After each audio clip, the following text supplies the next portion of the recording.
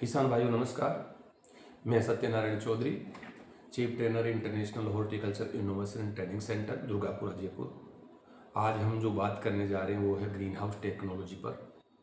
यानी कि हम परंपरागत खेती तो करते आ रहे थे, लेकिन अब धीरे धीरे जो है हमारी टेक्नोलॉजी चेंज हो गई है खेती करने की, और हम जो है अपने खेतों के अंदर प्लास्टिक के घर बनाते हैं, उनके अंदर खेती करने लग गए हैं, यानी कि इंडोर कल्टीवेशन के ऊपर आ गए हैं।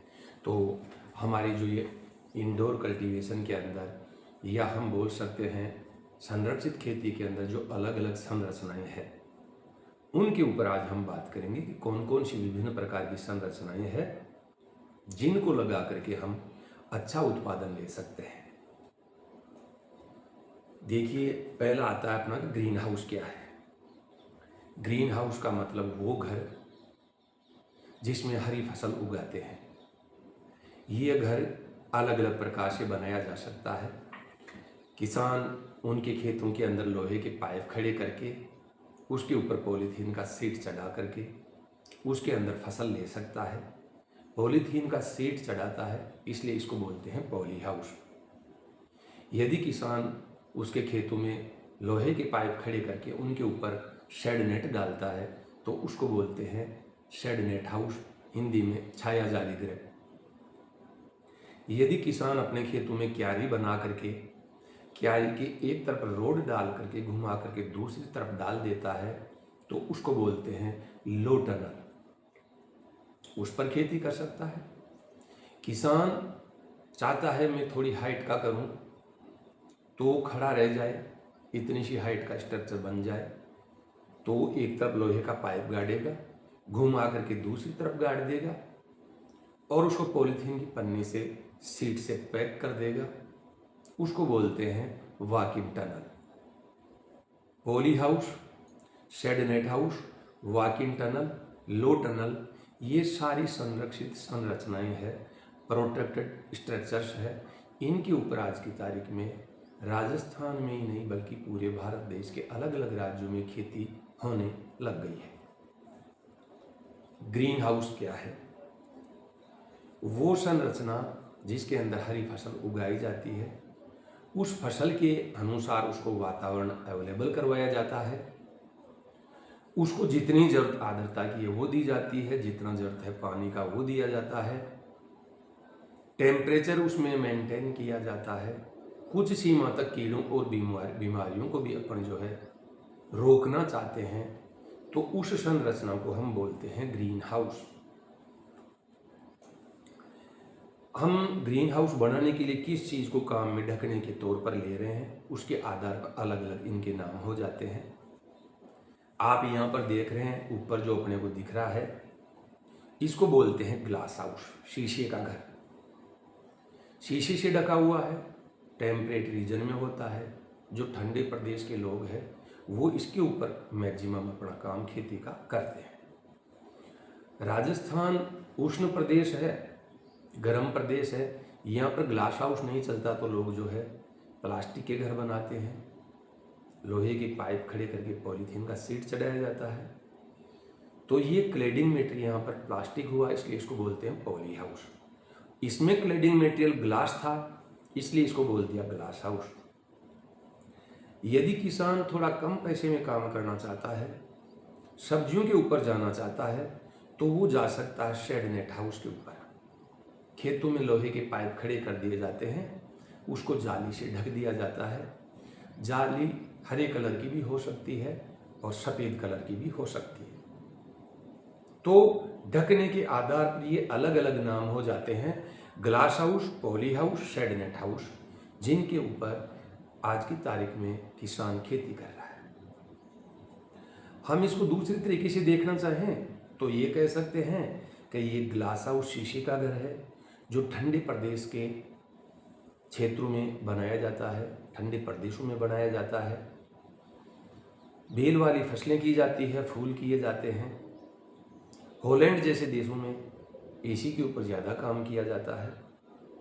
राजस्थान वालों को गर्म प्रदेश, उष्ण प्रदेश वाले जो किसान हैं उनको टेक्नोलॉजी वालों ने कहा, आप अपने खेतों में लोहे के पाइप खड़े करके जाली वाला घर बनाइए, अपने खेतों में लोहे के पाइप खड़े करके आप प्लास्टिक का घर बनाइए, तो इसको पॉली हाउस बोलते हैं, इसको शेड नेट हाउस बोलते हैं। पॉली हाउस का कॉस्ट ज़्यादा रहता है, टेम्परेचर वगैरह ज़्यादा मेंटेन किया जा सकता है, और शेड नेट हाउस में टेम्परेचर वगैरह पूरी तरह से मेंटेन नहीं किया जा सकता, उत्पादन थोड़ा कम आता है और सस्ता है। राजस्थान में आज की तारीख में पॉली हाउस के ऊपर भी काम चल रहा है और शेड नेट हाउस के ऊपर भी काम चल रहा है। तो ये दोनों संरचनाएं जो उष्ण प्रदेश के लोग हैं वो लगा करके अपना खेती कर सकते हैं। प्रश्न ये उठता है कि ग्रीन हाउस की जरूरत क्यों पड़ी, क्यों ग्रीन हाउस लगाया जाए। देखिए, जमीन कम पड़ती जा रही है, यानी प्रति इकाई प्रति व्यक्ति जो क्षेत्र है वो कम होता जा रहा है, यानी जोत का आकार घटता जा रहा है। फिर पानी जमीन में नीचे की तरफ जाता जा रहा है, यानी वाटर टेबल डाउन हो रहा है। फिर इस वातावरण का कोई पता नहीं कब क्या हो जाए। इस वातावरण की प्रतिकूल दशाओं के ऊपर भी हम उत्पादन लेना चाहते हैं। जमीन का थोड़ा सा एरिया हो, थोड़ा सा पानी हो, कुछ सीमा तक कीड़ों और बीमारियों से फसल को बचाना चाहते हैं, और वातावरण की प्रतिकूल दशाओं से बचते हुए अच्छा उत्पादन लेना चाहते हैं, तो आज के समय में जरूरत पड़ गई है कि हम संरक्षित संरचनाओं के ऊपर जाएं। दूसरा, ग्रीन हाउस के फायदे क्या है। ग्रीन हाउस जिसको हम पॉली हाउस बोलते हैं, उसके फायदे ये हैं, साल भर में कभी भी फसल लिया जा सकता है। यानी ग्रीन हाउस, प्लास्टिक का घर जिसको पॉली हाउस बोलते हैं, शेड नेट हाउस बोलते हैं या ग्लास हाउस बोलते हैं, इनमें हम अपनी इच्छा के अनुसार जब भी उत्पादन लेना चाहें तब ले सकते हैं, क्योंकि वातावरण, तापमान और आर्द्रता अपने हिसाब से इसमें बढ़ाई जा सकती है। तो दूसरे तरीके से हम ये बोल सकते हैं कि ऑफ सीजन का फसल यहाँ पर कर सकते हैं, साल भर उत्पादन ले सकते हैं। यदि हम साल भर उत्पादन लेंगे तो लगातार सप्लाई बनी रहती है, लगातार सप्लाई बनी रहती है। और दूसरे तरीके से उत्पादन को देखें तो प्रति इकाई क्षेत्र उत्पादन ज़्यादा आता है। प्रति इकाई क्षेत्र उत्पादन इसलिए ज़्यादा आता है कि ये ढकी हुई संरचनाएं हैं, इसमें पौधे लगे हुए हैं, कार्बन डाइऑक्साइड का कंसंट्रेशन पूरी रात भर में इकट्ठा हो जाता है। पौधे हरे कलर के हैं, रात में कार्बन डाइऑक्साइड गैस को छोड़ते हैं, दिन में सूर्य जैसे ही उगता है उसकी विजिबल लाइट को पौधे पकड़ते हैं। फोटोसिंथेसिस, प्रकाश संश्लेषण, खाना बनाने की प्रक्रिया होती है। वहाँ पर कार्बन डाइऑक्साइड इकट्ठा रात में था तो उत्पादन ज़्यादा होगा। इसीलिए ग्रीन हाउस टेक्नोलॉजी के लिए बोला जाता है कि कार्बन डाइऑक्साइड के कंसंट्रेशन पर, कार्बन डाइऑक्साइड की सांद्रता पर काम करती है, वर्क करती है। तो हम यहाँ पर बोल सकते हैं कि जब ढकी हुई संरचना के अंदर कार्बन डाइऑक्साइड का कंसंट्रेशन रात भर में बढ़ा लिया जाएगा तो दूसरे दिन सूर्य की रोशनी को पौधे पकड़ेंगे, कार्बन डाइऑक्साइड वहाँ पर है, पौधा नीचे से पानी खींचेगा, फूड मटेरियल खींचेगा, सबको मिलाएगा। खाना बनाने की प्रक्रिया जो खुले खेत में होती है उससे 4 गुना तक पॉली हाउस में, ग्लास हाउस में हो जाती है। इसलिए हम बोल सकते हैं कि इस घर के अंदर प्रति इकाई क्षेत्र उत्पादन ज़्यादा आता है, अच्छी क्वालिटी का उत्पादन आता है। जो प्रोड्यूस मिलता है, जो उत्पाद मिलता है वो अच्छी क्वालिटी का होता है। कारण कि इस पॉली हाउस के अंदर पॉलीथीन के नीचे की तरफ 50% वाला जाली होता है, उसको फैला सकते हैं, ज़्यादा धूप आती है तब, और उस धूप को कम किया जा सकता है, यानी छाया कर सकते हैं। जैसे ही धूप को कम करेंगे तापमान में गिरावट आएगी। तापमान में और गिरावट लाना चाहते हैं, छत के ऊपर मिनी स्प्रिंकलर लगे हुए हैं और अंदर घुसते हैं पॉली हाउस में तो जो 50% वाला जाली है उसके नीचे की ओर फोगस लगे रहते हैं। उनको चला करके पॉली हाउस में आर्द्रता को बढ़ाया जा सकता है, तापमान को कम किया जा सकता है। और ऐसा करते हैं तो पौधे के अंदर जितना भी फूड मटेरियल उस संतुलित अनुपात में आता है, और प्रोडक्शन जो आता है, जो प्रोड्यूस आता है, जो उत्पाद आता है, उसमें जितना पानी रहना चाहिए, जितना अदर कंटेंट्स रहना चाहिए, वो सारी चीज़ें उसी हिसाब से रहती है, तो वो अच्छी क्वालिटी का उत्पादित किया जा सकता है। यदि अच्छी क्वालिटी का उत्पादित किया जा सकता है तो हम उसको स्टोर करके ज़्यादा दिनों तक रख सकते हैं, यानी बेटर कीपिंग क्वालिटी उस प्रोड्यूस की होती है। इन सब कारणों की वजह से आज के समय में हम पॉली हाउसों पर, संरक्षित संरचनाओं पर किसानों को लेकर के आ रहे हैं, और राजस्थान के ही नहीं बल्कि पूरे भारत देश के अलग अलग राज्यों के किसान पॉली हाउसों पर अपना काम करके अपने उत्पादन को बढ़ा रहे हैं, अपनी आर्थिक हालात को भी मजबूत कर रहे हैं। आप देखना चाहते हैं, ये लो टनल है। किसान क्यारी बना देता है 100 सेंटीमीटर चौड़ी, 50 सेंटीमीटर उठी हुई। क्यारी के एक तरफ लोहे का रोड डालता है, घुमा करके दूसरी तरफ डाल देता है, पॉलीथीन की पन्नी से पैक कर देता है, लो टनल बन जाता है। बुश टाइप के यानी झाड़ीनुमा जितने भी पौधे हैं उनका उत्पादन इसमें किया जा सकता है, उनका प्रोडक्शन इसमें लिया जा सकता है। थोड़ा ही खर्चा आता है, और थोड़े खर्चे से किसान शुरुआत करके अच्छा सा पैसा कमा सकता है। यदि हम बात करते हैं इस लो टनल की, तो इसमें 2 प्रकार के कपड़े आते हैं। पहला अभी मैंने जो बताया वो नॉन वूलन क्लॉथ था। सर्दी का टाइम है तो अपने को प्लास्टिक का सीट लगाना चाहिए, जैसे इसमें दिख रहा है। ये प्लास्टिक का पन्नी है, 100 सेंटीमीटर चौड़ी क्यारी बनाई, 50 सेंटीमीटर उठी हुई बनाई। उसी क्यारी के ऊपर 2 line lateral lines drip irrigation बूंद बूंद सिंचाई वाली बिछा दी, लोहे का रोड डाल करके घुमा करके डाल दिया, प्लास्टिक की पन्नी से पैक कर दिया, पौधे लगा दिए। इसी के ऊपर उत्पादन चलता रहता है। बुश टाइप के प्लांट्स का उत्पादन लिया जा सकता है। तो यहाँ पर ये टनल्स जो है वो प्लास्टिक पन्नी से पैक किया हुआ है, और जो लास्ट वाला पिछला वाला था वो नॉन वूलन क्लॉथ से ढका हुआ है। किसान कहता है मैंने बगीचा लगाया है, तो उसको हम सलाह ये देते हैं कि आप अपने बगीचे के साथ में जो बीच में जगह बच गई है उसमें लो टनल्स बना करके सर्दी के टाइम में पौधों को सर्दी से बचाते हुए अच्छा सा उत्पादन सब्जियों का ले सकते हैं। आप चाहो कि फूल लेना चाहते हैं तो फूलों का ले सकते हैं, और ज़मीन की अलग अलग परतों से फूड मटेरियल खींचा जाएगा। जो हमने ऑर्चार्ड बगीचा लगाया है वो पेड़ हैं, उनकी जड़ें गहराई तक जाती है, वो नीचे से खाना खींचेंगे, और जो हमने टनल्स के अंदर लगाई है वो सब्जियां हैं या फूल है, वो ज़मीन की ऊपरी सतह से यानी उथली हुई जगह से खाना खींचते हैं। तो ज़मीन के अलग अलग लेयर से पौधे खाना खींचते हैं। सॉइल का फर्टिलिटी, मृदा का उर्वरा शक्ति भी बनी रहती है, और पौधा भी अच्छा उत्पादन देते हैं। इसको इंटरक्रॉपिंग कहा जाता है, अंतर सस्यन ये भी किया जा सकता है। किसान कहता है मैं थोड़ा बड़ा पॉली हाउस लगाना चाहता हूँ, बड़ी संरचना पर जाना चाहता हूँ, तो ऐसा कर सकता है। जिसको हम देख रहे हैं ये है वॉक इन टनल, यानी जिसके अंदर चला जा सकता है, वॉक इन टनल बोलते हैं। इस टनल में 4 क्यारियां आ गई, आप देख सकते हैं। लोहे का एक पाइप लिया, एक तरफ गाड़ दिया, घुमा करके दूसरी तरफ गाड़ दिया, प्लास्टिक की शीट से पैक कर दिया, आपका जो है ये वॉक इन टनल बन गया। इसमें आराम से सब्जियां सर्दी में भी ली जा सकती है, गर्मी में भी ली जा सकती है।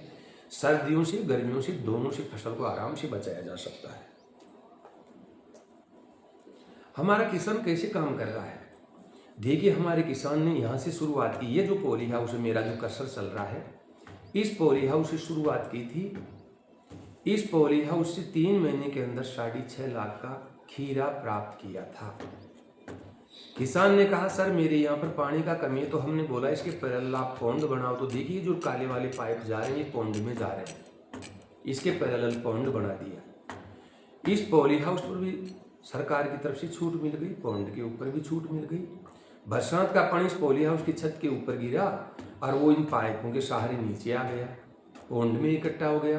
पॉन्ड में पानी भर गया, किसान के खेत पर लाइट नहीं है, तो हमने उसको बोल दिया आप सोलर का प्लेट लीजिए। किसान ने सोलर का प्लेट अनुदान पर लगवाया और पानी को जो है सोलर से खींच करके पौधों को पिलाया। किसान एक के बाद में एक टेक्नोलॉजी से जुड़ सकता है। टाइम ऐसा आ गया है कि पूरा कंसंट्रेट होकर के टेक्नोलॉजी के ऊपर जाना होगा। किसान जरूर सक्सेस होगा। किसान कहता है सर मैं शेड नेट हाउस बनाना चाहता हूँ। हमने बोल दिया ये भी आप करके देख लो। तो ये हाई कॉस्ट वाला शेड नेट हाउस है जो मेरा कर्सर चल रहा है, ये भी किसान ने बना लिया। किसान कहता है सर मैं वॉक इन टनल पर जाना चाहता हूँ। तो देखिए ये वॉक इन टनल है, इसके ऊपर जो कर्सर चल रहा है ये वॉक इन टनल है, इस पर किसान चला गया। तो किसान ने देखी पॉली हाउस के ऊपर छूट ली, पॉन्ड जो नीचे बन रहा है उस पर छूट ली, सोलर की प्लेट पर अनुदान लिया, शेड नेट हाउस पर अनुदान लिया और पॉली टनल के ऊपर जिसको वॉक इन टनल बोलते हैं उस पर भी अनुदान लिया। एक के बाद एक संरचना पर अनुदान लेकर के कितना अच्छा किसान कर रहा है, ये सोचने की बात है। हम 2009 से इस टेक्नोलॉजी की शुरुआत किए थे, आज 2024 चल रहा है, उसमें दिसंबर का महीना। हमारे किसान इतना बढ़िया तरीके से इस टेक्नोलॉजी को अडॉप्ट किए हैं कि भारत देश के अंदर राजस्थान का नाम हो चुका है। और राजस्थान में जयपुर जिले के अंदर बेगस बसेड़ी गाँव है, उसको हमने एक मिनी इजराइल के रूप में ही कन्वर्ट कर दिया है। इसका ढांचा कैसे बनाया जाता है इन संरचनाओं का, तो देखिए ये ढांचा है, ये स्केलेटन है शेड नेट हाउस का। ऐसे ढांचा खड़ा किया जाता है, इस पर जो है शेड नेट बिछाई जाती है, शेड नेट हाउस तैयार हो जाता है। ये शेड नेट तैयार हो गया। गेट लग जाता है, गेट दो लगते हैं, एक जो है किसान के घुसने के लिए, अंदर जाने के लिए, बाहर निकलने के लिए, एक जो है ट्रैक्टर अंदर जाएगा, जुताई करेगा, खाद वगैरह डालेगा, तो उसके लिए बड़ा गेट होता है। दो गेट इसमें लगते हैं। ड्रिप इरिगेशन सिस्टम इसके साथ में बैठता है। ये आप देख सकते हैं लो कॉस्ट का शेड नेट हाउस है, अच्छी तरीके से आप इसको देख सकते हैं। फिर बात आती है पॉली हाउस की। पॉली हाउस के अंदर जो प्लास्टिक से ढका जाता है, घर बनाया जाता है, उसका सबसे छोटा स्ट्रक्चर है। ये 560 स्क्वायर मीटर में बनाया हुआ है। आप इसको देखते हैं ऊपर से दो डोम दिखाई दे रहे हैं ऐसे, इसका मतलब 560 स्क्वायर मीटर का सबसे छोटी इकाई है। लेकिन राजस्थान में आज की तारीख में इस पर अनुदान नहीं है।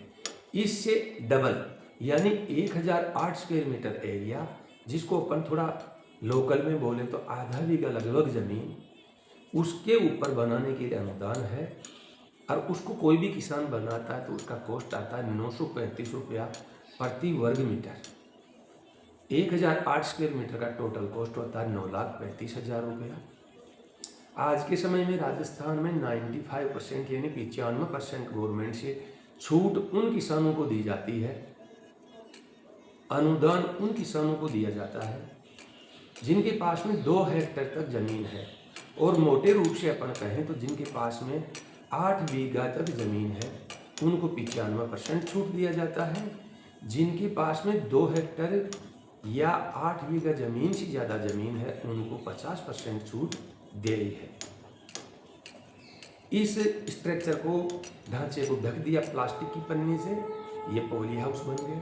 सबसे छोटी इकाई 560 स्क्वायर मीटर।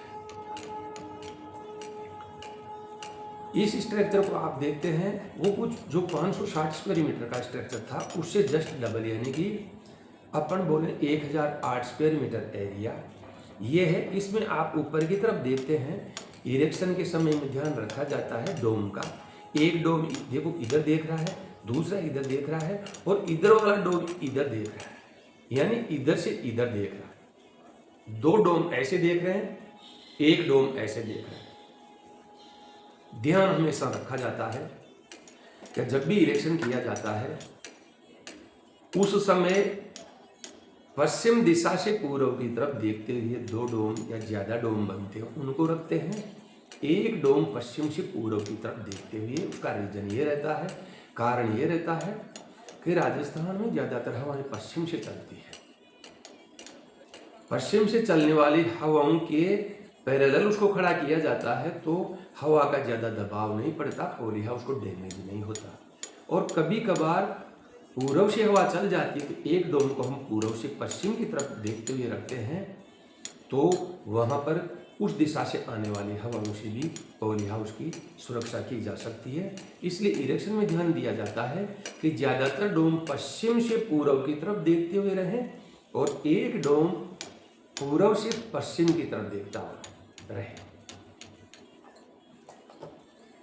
ये एक नया स्ट्रक्चर है जिसको पॉलीटनल बोलते हैं। लोहे का पाइप गाड़ दिया और फिर उसके ऊपर घुमा हुआ अर्धचंद्राकार आकार में पाइप डाल दिया, साइड में उस पाइप डाल दिया, तो दो पाइप तो खड़े कर दिए, एक अर्धचंद्राकार डाल दिया, उसके ऊपर पॉलीथीन का सीट डाल दिया, तो पॉलीटनल बन गया। और जो अर्धचंद्राकार से नीचे वो सीधे वाले जो पाइप है उनके यहाँ पर साइडों में से प्लास्टिक का पन्नी लगा दिया, जिसको एग्जैक्ट बोलें तो शेड नेट लगा दिया, शेड नेट। उसकी वजह से हवा आर पार भी हो जाए और हम देखते हैं कि इसमें उत्पादन का क्या रहता है। पॉली हाउस जितना उत्पादन इसमें नहीं आता, कारण इसमें शेड नेट साइडों में लग गया है। तो रात के टाइम में पौधे जो कार्बन डाइऑक्साइड गैस छोड़ते हैं, जो इकट्ठा होता है वो वहाँ पर इकट्ठा नहीं हो पाता है, वो वहाँ से निकल जाता है और दूसरे दिन खाना जितना बनना चाहिए उतना नहीं बन पाता है। प्रोडक्शन पॉली हाउस से इस वॉकिंग टनल में, इस पॉली टनल के अंदर थोड़ा कम होता है। ये है पॉली टनल। आप देखिए ऊपर से जो है पॉलीथीन से ढका हुआ है और नीचे साइडों के अंदर जो है 50% वाला शेड नेट लगाया हुआ है। एक गेट बना दिया गया है और फसल को खड़ी अवस्था के अंदर यानी वर्टिकल फॉर्म में जो है नीचे अंदर की तरफ वायर खींच करके उनकी बांध दिया जाता है, उत्पादन लिया जाता है। तो ये पॉलीटनल है, पॉलीटनल। और उसके बाद में नंबर आता है शेड हॉल। पूरे भारत देश में ही आज की तारीख में शेड हॉल पर सब्सिडी नहीं है, किसानों को अनुदान नहीं है। ये स्ट्रक्चर हमारे यहाँ पर बना हुआ है, लोहे के पाइप खड़े कर दिए हैं और फिर जो स्ट्रक्चर बन रहा, जो करो बन रहे थे, उनमें नीचे की तरफ यानी कि आप देखें तो ये जो करो बन रहे हैं इस जगह पॉलीथीन का पन्नी लगातार चढ़ा दिया जाता है इनके ऊपर इधर, और फिर उस पन्नी के ऊपर ये जो जगह दिख रही है ऊपर टॉप के ऊपर 50% वाला जाली चढ़ा दिया जाता है। पॉली हाउस में प्लास्टिक का पन्नी टॉप पर रहता है, अंदर की तरफ 50% वाला जाली रहता है। इसमें उल्टा कर दिया जाता है, प्लास्टिक पन्नी नीचे रहता है और टॉप के ऊपर 50% वाला जाली रहता है। ये ज़्यादा ठंडा रहता है, कारण 50% वाला जाली ऊपर है तो जितना भी लाइट आता है वो जाली पर गिरता है, छन करके अंदर आता है तो आधा हो जाता है। जब आधा हो जाता है तो वो पॉलीथीन की पन्नी है, सीट है, इससे छन करके अंदर की तरफ जाता है। तो इसमें से जो छनता है वो केवल विजिबल लाइट ही जाती है, इंफ्रारेड को रिफ्लेक्ट कर दिया जाता है, अल्ट्रा वायलेट रेज को पॉलीथीन की शीट से पकड़ लिया जाता है, तो केवल विजिबल लाइट दृश्य किरणें अंदर जाती है। ये ज़्यादा ठंडा रहता है, लेकिन इसके ऊपर सब्सिडी आज की तारीख में दे नहीं है। इसको बोलते हैं शेड हॉल। आप देखते हैं ये इस हिसाब से ये पूरी तरह से जो है ढक लिया गया है। वो स्केलेटन था, ये पूरी तरह बन गया है। फिर आगे चलते हैं तो किसान कहते हैं सर आपने हमें बताया कि वॉकिंग टनल पर काम करो, हमने कर लिया, लो टनल पर करो, हमने कर लिया, शेड नेट पर करो, हमने कर लिया, नेचुरली वेंटिलेटेड पॉली हाउस पर काम करो, हमने कर लिया। हमें थोड़ा महंगा चाहिए, तो महंगा चाहिए, उसका खर्चा ज़्यादा आता है, लेकिन किसान कह रहे हैं हम करेंगे, आप हमें बताइए। तो हमने कहा आप इसके ऊपर चले जाइए, इसको बोलते हैं फैन पैड सिस्टम वाला पॉली हाउस। इस पॉली हाउस में पूरी तरह से प्लास्टिक का पन्नी चारों तरफ लगा रहता है, कहीं पर भी कोई जगह नहीं है, हवा कहीं से भी आर पार नहीं हो सकती। अंदर घुसते हैं तो 50% वाला जाली पॉलीथीन की शीट के नीचे रहता है। इस पॉली हाउस के अंदर एक तरफ फैन लगे रहते हैं, एक तरफ पैड लगे रहते हैं, पैड पर पानी गिरता है, फैन चलता है और हवा मारता है। पानी की वो जो ठंडक है वो सारे पॉली हाउस में फैलती है, नमी फैलती है, ये अच्छा ठंडा बन जाता है। इसको बोलते हैं फैन पैड सिस्टम वाला पॉली हाउस। इसका कॉस्ट 1400 रुपया पर स्क्वायर मीटर, प्रति वर्ग मीटर का 1400 रुपये का खर्च आता है। इस पर भी किसान काम कर रहे हैं। और सबसे बड़े काश्तकार हमारे जो राजस्थान के हैं, उन्होंने सबसे पहले इस पॉली हाउस के ऊपर काम किया। ये 4000 स्क्वायर मीटर में उन्होंने लगाया था। 1400 रुपया पर स्क्वायर मीटर का कॉस्ट आता है, लागत आता है। 56 लाख रुपए का बना था। उस किसान को 50% छूट उस टाइम में मिला था, यानी 28 लाख रुपया अनुदान छूट गवर्नमेंट से मिला था। 28 लाख रुपया उसकी जेब से गया था। और ऑफ सीजन का फसल किया, अच्छा उत्पादन लिया। छत के ऊपर जो पानी गिरता है, उस पानी को जो आप पाइप देख रहे हैं, इन पाइपों के सहारे, इसको गटर बोला जाता है, कर्सर जो घूम रहा है, और इन पाइपों के सहारे पानी को नीचे उतार लिया। नीचे अंदर नाली बना रखी, उसके सहारे पौंड में ले गया। अच्छा उत्पादन इसमें किया। आप देख सकते हैं, किसान कभी भी काम करे तो इतना सुंदर तरीके से करे कि आप पास में खेत बना हुआ उसको देखें। इस खेत में कहीं पर भी कोई वीड्स उगा हुआ नहीं है। किसान ध्यान नहीं देता है, वीड्स उग जाता है, जिसको हम खरपतवार हिंदी में बोलते हैं। वो अवांछित पौधे उग जाते हैं। तो हमारे जो वांछित पौधे हैं, जिनको हम उगा रहे हैं, उनके फूड मटेरियल को, उनके हिस्से के फूड मटेरियल को वो ले लेते हैं, तो हमारा उत्पादन डाउन होता है।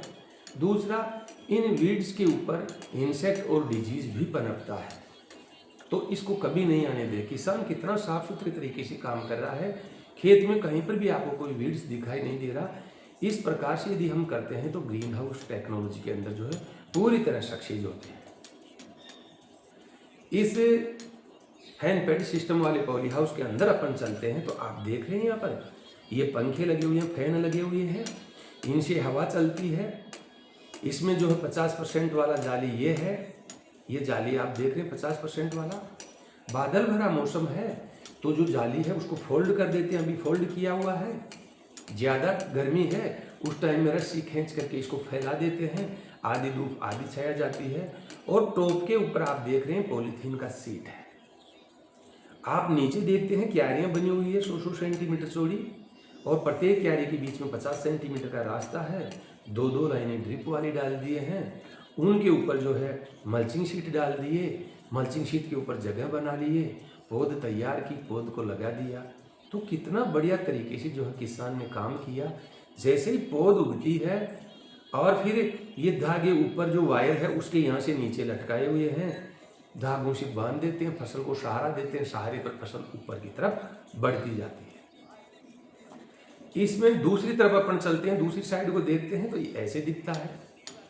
ये पैड है, इस पैड के ऊपर से पानी गिरता है और जो है वो पंखे चलते हैं, पंखे से इस नमी को हवा मारी जाती है। पूरे इस पॉली हाउस वाले एरिया में ठंडक बन जाती है, शानदार उत्पादन आता है। जितना उत्पादन चाहिए, जिस क्वालिटी का चाहिए, उस क्वालिटी का उत्पादन उतनी मात्रा में पैदा किया जा सकता है। ये आपको दिखाया गया है कि जब भी बादल भरा मौसम हो, आपको प्रकाश अंदर लेना है, उस अवस्था में ध्यान किसान जरूर रखे कि जो 50% वाला जाली है, रस्सी खींच करके उसको साइड में कर दिया जाए। यह साइड में किया हुआ है, ऊपर वाला टॉप वाला जाली। इस जाली के ऊपर आप देख रहे हैं ये पॉलीथीन का सीट है 200 माइक्रोन वाला। ये जो आपका जाली है 50% वाला है। नीचे आप क्यारियों पर देख रहे हैं ये 25 माइक्रोन का प्लास्टिक का मल्चिंग शीट है। इसको सैंडी सॉइल के अंदर ज़्यादातर काम में लिया जाता है, ताकि ज़मीन से पानी उड़े नहीं, वीड्स नहीं उगे, क्यों ज़मीन ढकी रहेगी। जो इरिगेशन करेंगे वो नमी बनी रहेगी, नमी नहीं इधर उधर होगी। तो बहुत अच्छे तरीके से यहाँ पर उत्पादन लिया जा सकता है। आप देखिए यहाँ पर पौधे लगा दिए गए हैं, छोटी अवस्था में पौधे हैं।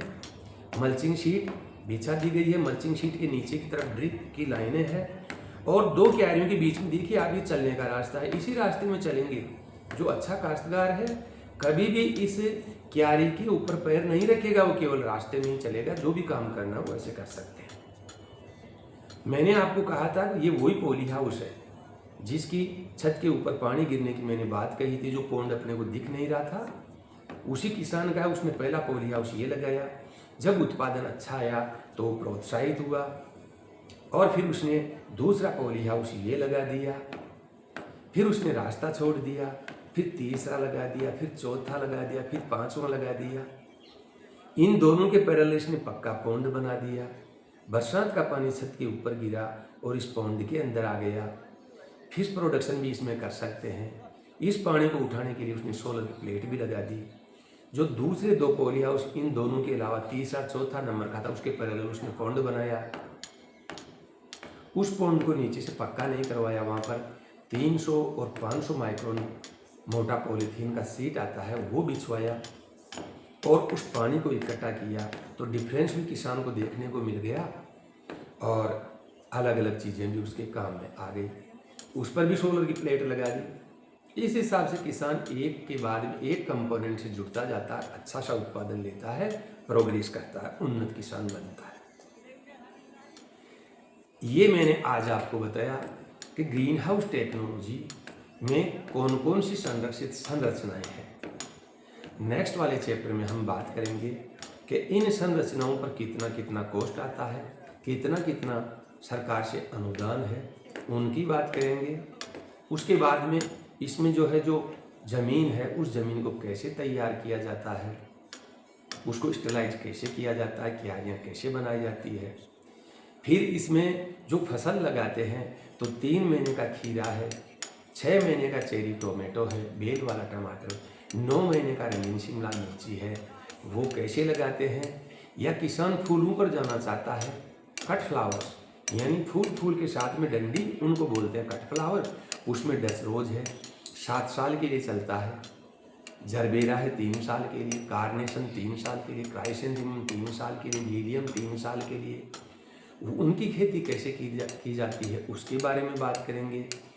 इनमें सिंचाई की पद्धतियाँ क्या रहती है, इनमें खाना कैसे दिया जाता है, फर्टिगेशन कैसे किया जाता है, इंटीग्रेटेड न्यूट्रेंट मैनेजमेंट कैसे किया जाता है, इंटीग्रेटेड पेस्ट मैनेजमेंट यानी कीड़ा बीमारी कैसे कंट्रोल किया जाता है।